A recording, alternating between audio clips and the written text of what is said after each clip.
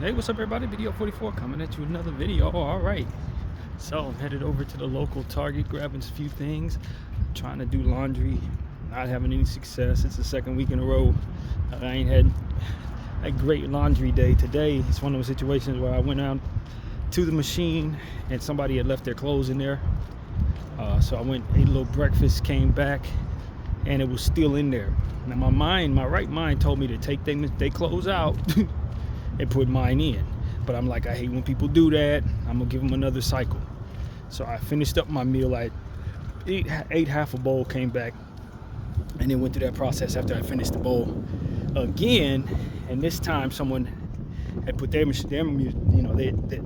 process had started all over again. Somebody had just put some clothes in. I guess they finally put theirs in the dryer. So now I gotta wait for them to be done and hopefully can start. So this is I should have went with my first mind, trying to be nice, trying to be helpful, and not be impatient with people who did not serve me at all, because I still have yet to start my laundry. So yeah, that's really what that is, man. But so I figured I'd just go make something of my day, go down to the local Target, grab what I need to grab, come back, and then hopefully the machines will be available. 2 out of 3 machines are working, unfortunately, which is the big holdup. One of them is broken. So that's what is going on right now. But I feel pretty good, man. I still a little tired from yesterday, but I got some sleep last night. I got out of bed about 8:30, and I think I probably fell asleep like around 10. I was really exhausted. I struggled through my nighttime exercise and all of that, but that was it for me. I looked up and it was morning time. That's how knocked out I was. So I did get some rest. Don't necessarily feel like laying around or anything like that, but kind of ran out of everything that I needed, so I had to do laundry today. So it kind of kept me on this side of town, thinking I was gonna be able to get it done in a reasonable hour, but apparently not. So just gotta roll with the punches of the day. Of course, tomorrow is payday, the day after pay the room. So hopefully everything goes smoothly with that, and there'll be no snags or no disruptions in any way. I sent my uncle a text about 5 this morning. I did wake up for half a second and did that. I do remember that now, but yeah, that was pretty much how that went, and then started my day, and that's what it's been. So we'll see, man. We'll see how the day goes, when I'll finally be able to get the laundry done and all of that. And for the time being, I just got a bunch of stuff to pick up here at Target, so it will be done.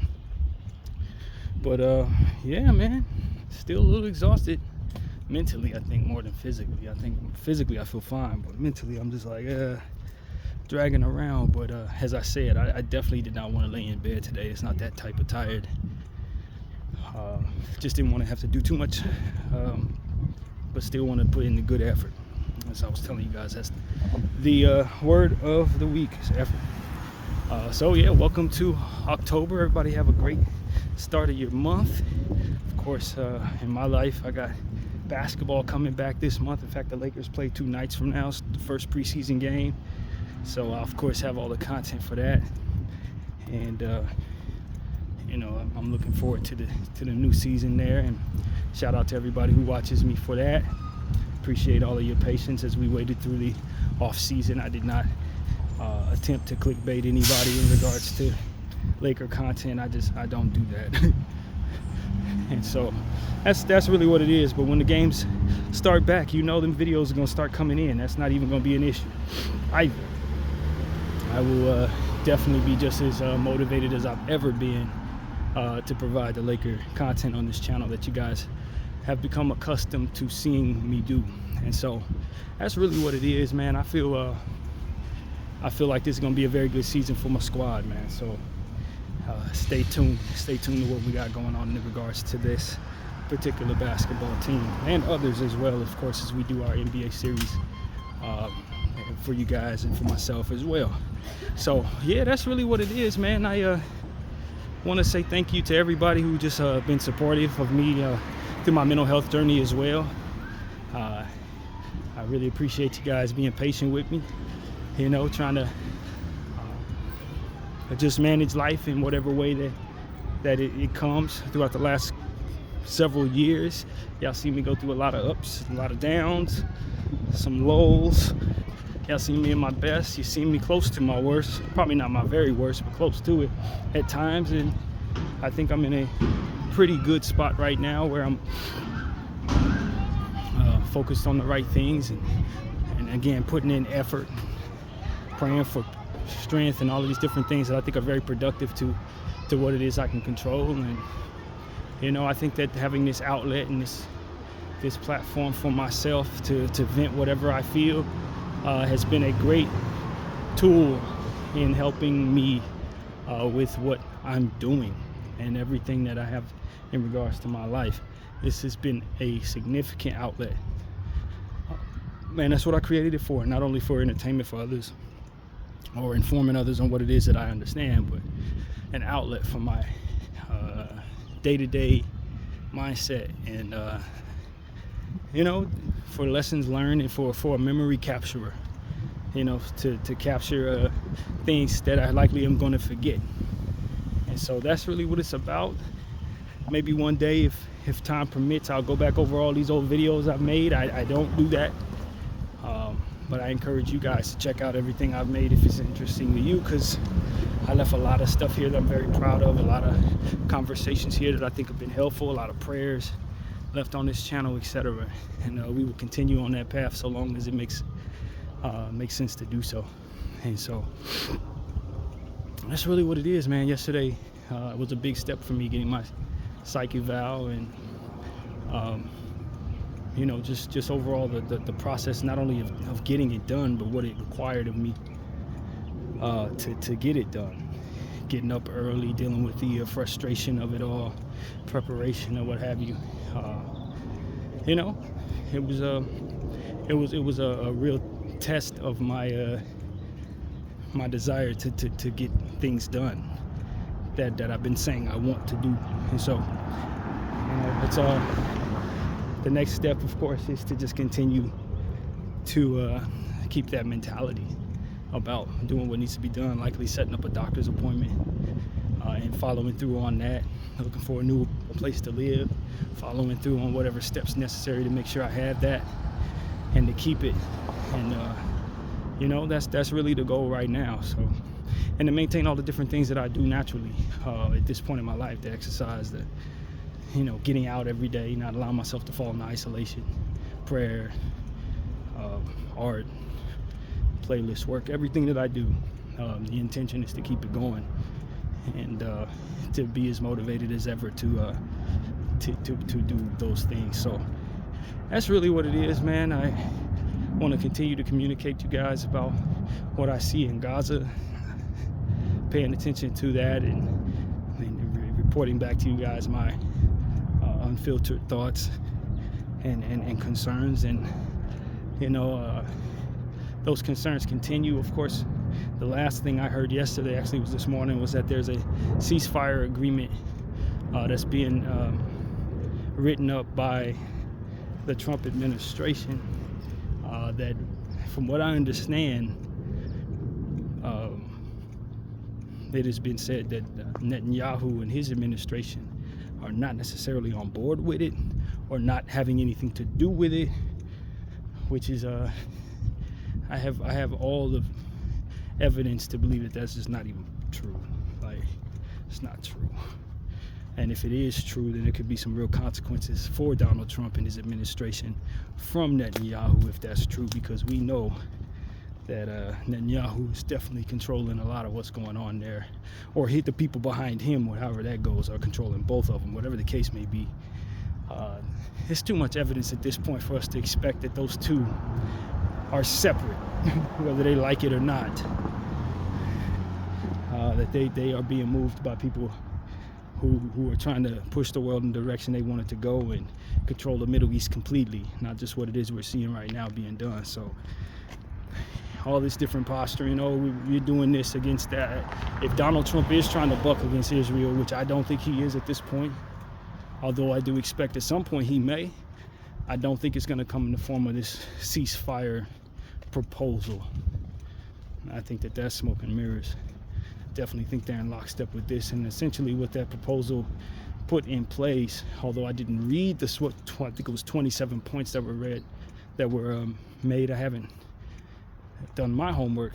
From those who said they've read it, essentially it's not really a ceasefire agreement, but more so a